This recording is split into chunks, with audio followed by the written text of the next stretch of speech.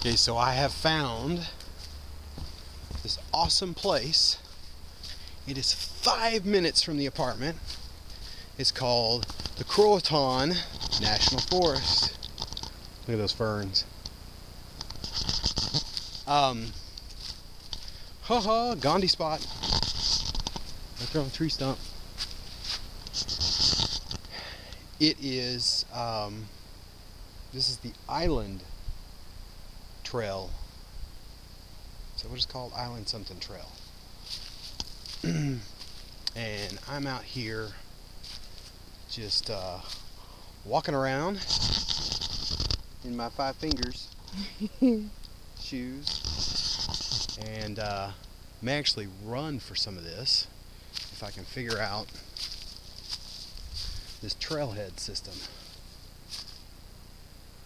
So looks pretty complicated for some reason, but I'm seeing something awesome here. Bikes. Oh, I wish I had my bike. Well, I'm gonna go walk about and see what I find. Okay, so I've been hiking for a while and found this tree that's this huge tree that has fallen over. Looks like it got been uprooted or whatever, but this thing's probably 200 feet long. So, but anyways, I've been thinking a lot on my little hike here about what I'm doing next and what I'm doing here, what I want to continue to do. And this kind of leads into yesterday. It's like I really hate to run, so I'm going to try to start running. And the whole point was coming out here was to maybe hike around and do a little bit of running on these open trails. But you know what I think I'm going to do is really try and start pushing the limits, because last night was the first night that I really lifted weights, and lifted in a traditional sense in a long time of the way you do to build muscle. You know, most of my weight training has been low weight, high reps, just to tone, build up that deal, build up that muscle and get that toned, sculpted look. And I want to build muscle now. So last night's workout was chest and back. My chest feels really full and tight today. My back is a little sore and achy. But one thing I did notice when I was lifting weights, pardon me, I keep burping Smoothie. One thing I noticed when I was lifting weights, especially with my chest, like on bench press, I like to do with dumbbells, you know, instead of just using a straight bar. That the weight just, even though I was going higher and higher weight, it was really super easy to lift that weight. And at the end of the workout that I'd put together for myself, I decided to do some extra stuff because I just felt like I really hadn't worked it hard enough. So I think what I'm going to do is shift this from the toning and whatnot and the cardio and doing things that I like to do and enjoy to do. You know, granted, I'm going to still do things I enjoy to do. This is killing me not having a bike out here. I so want to get a mountain bike and hit these trails, and I can hit these trails on these mountain bikes. But you know, kind of push the envelope of what I can and cannot do, and running would be part of it and part of my cardio.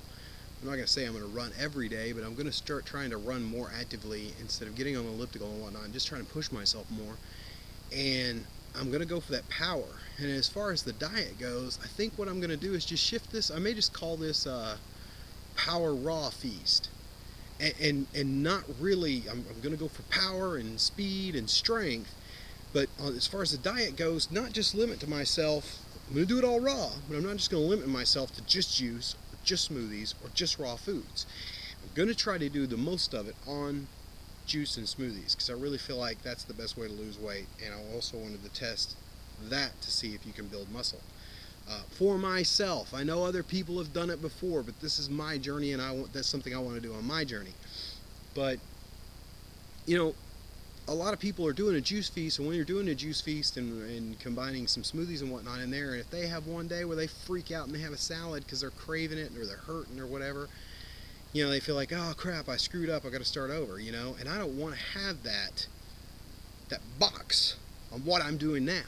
And You know, it's only day 2, so I think what I'm going to do is just go for it and just keep doing this until I'm where I want to be. Now, I know I've said that before in the past, and everything's a process. It's everybody's journey. Everybody's journey is different. I talked to somebody yesterday. Ooh, that was a mosquito.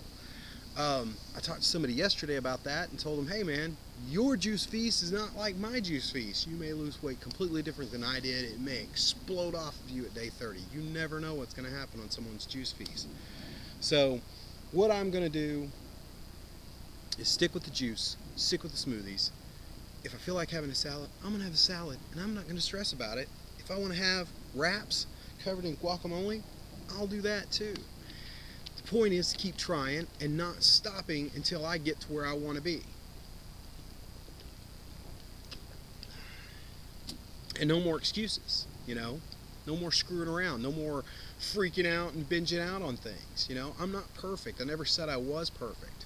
But, you know, one thing that Joanne and I have found, you know, being together is it's kind of difficult when 2 food addicts, recovering food addicts, are together.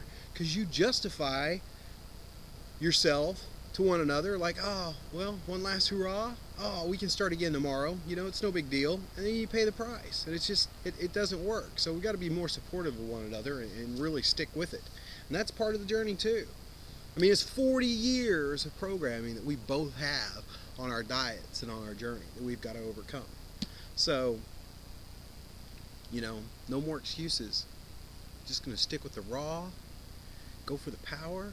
So it's going to be my raw power feast. Don't know how many days it's going to take. I'm just going to go until I'm done. If it takes 100, great. If it takes 365 days, great. If just ate a nap. If it takes 60, it takes 60. So I'm going to get my ass moving because I'm getting bugs in my mouth, and enjoy this trail, and hopefully my battery doesn't die on my camera so I can show you some of the interesting things I'm going to find on this trail, because I have a feeling there's going to be neat stuff all the way along this thing. So I'm going to get moving. Okay, I should have sat on this side of that tree. Wow. See, your roots must be strong and deep. See how long that tree goes? And it goes way up in there. It's blocked by a bunch of brush. Freaking awesome. Down trees everywhere. Alright, back to the trail. Is that a hobbit hole back in there I see?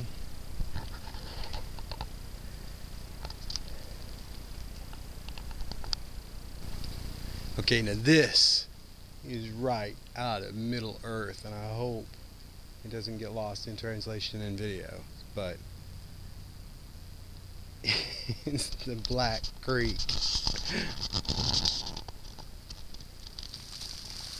Look at that.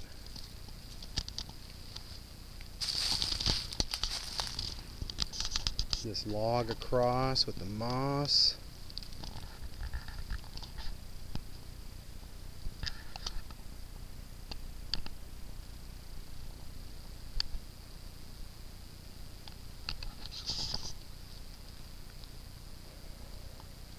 And they say, stay on the trail, but man.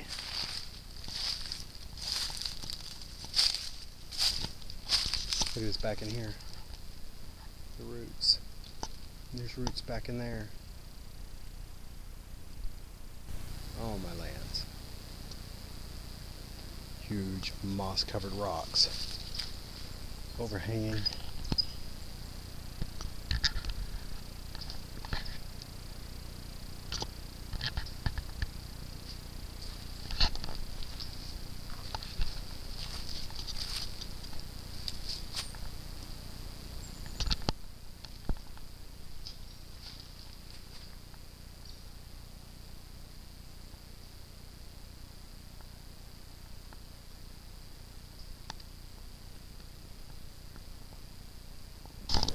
Okay, well I figured this would be a good spot to wrap this little video up on this trail since I'm almost back to the parking lot.